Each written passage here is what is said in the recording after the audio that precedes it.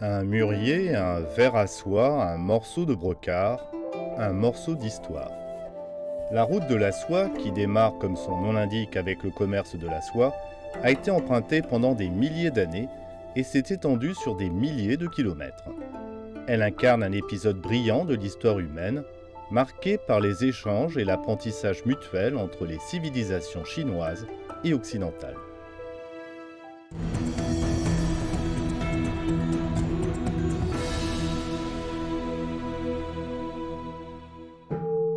Au bord du lac de l'Ouest, au pied du mont L'Empereur de Jade, se trouve le Musée national de la soie de Chine, le plus grand musée consacré à la soie au monde. Naissance, héritage, développement, ici, on peut tout découvrir sur la soie et sa fabuleuse destinée. En se répandant le long de la route de la soie, les produits de la soie ont tissé un lien exceptionnel entre les civilisations orientales et occidentales. Comme nous le savons tous, la soie est d'origine chinoise et l'histoire de la plantation du mûrier et de la sériciculture remonte à très loin en Chine. Les découvertes archéologiques ont démontré qu'on trouvait déjà de la soie dans les sociétés primitives en Chine. Un exemple fameux est l'importante découverte dans le bassin du fleuve Jaune d'un fragment de flare en soie retrouvé à l'intérieur d'une urne funéraire dans le village de Qingtai et vieux d'environ 5000 ans. Sur le site de Qianshanyang à Huzhou, non loin de la ville de Hangzhou, on a également trouvé des rubans, des fils et des morceaux de soie datant de 4000 à 5000 ans. Dans la société féodale, les travaux réciproques des deux sexes étaient divisés de manière stricte. Les hommes s'occupaient de l'agriculture et les femmes du tissage. L'empereur était responsable de la cérémonie du premier labour, alors que l'impératrice célébrait les rites annuels pour la plantation des graines de mûrier et l'élevage des vers. La Chine ancienne attachait une grande importance au ver à soie parce que, tout comme l'agriculture, la sériciculture et le tissage représentaient à cette époque des secteurs très importants de la production économique. Et quant au ver à soie, pour passer de l'état de larve à l'âge adulte, il s'enveloppe dans un cocon et devient une chrysalide pour finalement se transformer en papillon de nuit. Pour les anciens, cette métamorphose était intimement liée au concept de réincarnation. En 938 avant Jésus-Christ, l'empereur Wudi de la dynastie Han envoya l'explorateur Zhang Tian dans les régions occidentales, ouvrant ainsi une voie commerciale entre la dynastie Han et les territoires de l'Ouest. Depuis lors, les civilisations orientales et occidentales ont commencé leurs échanges et la technologie chinoise de la soie et du textile s'est répandue dans toutes les régions du monde par l'intermédiaire de cette route. De sorte que les générations suivantes l'ont appelée la route de la soie. Suite à la diffusion de la soie chinoise, nous observons une chose assez remarquable. C'est que certains motifs, certains brocarts, s'avèrent trop épais pour répondre au mode de vie d'une partie des populations locales. Ces dernières vont alors entièrement défaire nos tissus en soie grège, fil par fil, puis utiliser cette soie pour fabriquer un produit totalement nouveau et mieux adapté à leurs besoins propres.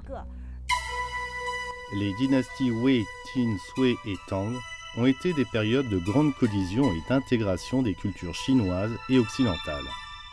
De nombreux motifs occidentaux ont été introduits en Chine par le biais de la route de la soie, tels que le brocart Hélios de Tichang, le brocart à motifs de cheval ailé, etc. Des images d'animaux des régions occidentales ont également commencé à apparaître sur les tissus de cette époque. Le plus célèbre d'entre eux est le brocart samite au lion debout et motif de médaillon, sous la dynastie Tang. C'est un excellent exemple d'échange entre l'art persan et la culture chinoise de la soie.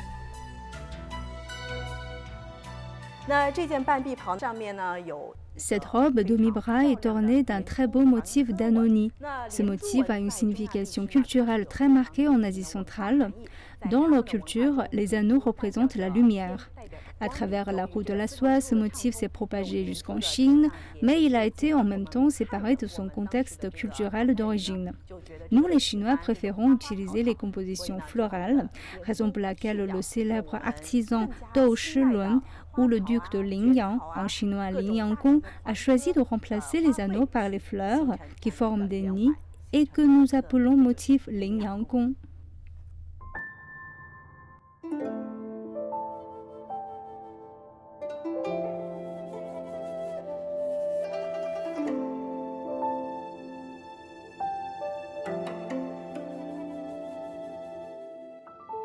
Quel type de métier les anciens utilisaient-ils pour créer de si beaux tissus? Dans la salle de tissage du musée de la soie, nous avons trouvé la réponse. Cette salle abrite une collection de métiers à tisser en bois d'époque et de styles très variés. En 2012, 4 modèles de métiers à tisser ont été déterrés de la tombe des Han du mont Laoguan à Chengdu dans la province du Sichuan, métiers dont on estime qu'ils datent de plus de 2200 ans.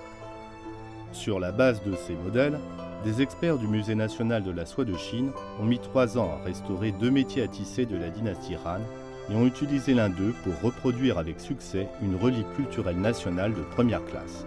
Le brassard 5 étoiles se lève à l'est. Les fils verticaux sur le métier à tisser s'appellent des fils de chêne et le fil horizontaux des fils de drame. Les fils de chêne sur le métier à tisser, les fils verticaux donc, sont de différentes couleurs et ce sont eux qui vont permettre de faire apparaître petit à petit les différents motifs décoratifs. Pour parvenir à imiter ce magnifique motif du poker 5 étoiles se lève à l'est, il a fallu utiliser pas moins de 10 470 fils.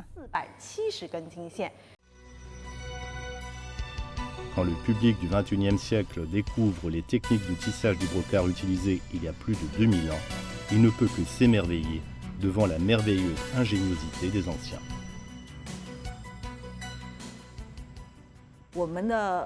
Après l'introduction de notre métier à tisser en Occident, un Français nommé Jacquard a conçu sur son modèle le métier Jacquard. Plus tard, ces métiers à mécanique Jacquard ont trouvé leur chemin jusqu'en Chine à partir de la fin de la dynastie Qing. Ils nous ont ainsi permis de réaliser le processus de mécanisation du tissage de la soie.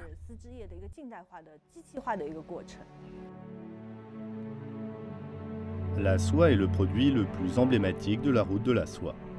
Grâce à ce lien entre l'Orient et l'Occident, les civilisations orientales et occidentales ont continuellement communiqué. Elles sont entrées en collision, ont fusionné et se sont développées ainsi durant plusieurs milliers d'années, apportant des contributions indélébiles au progrès de la civilisation humaine.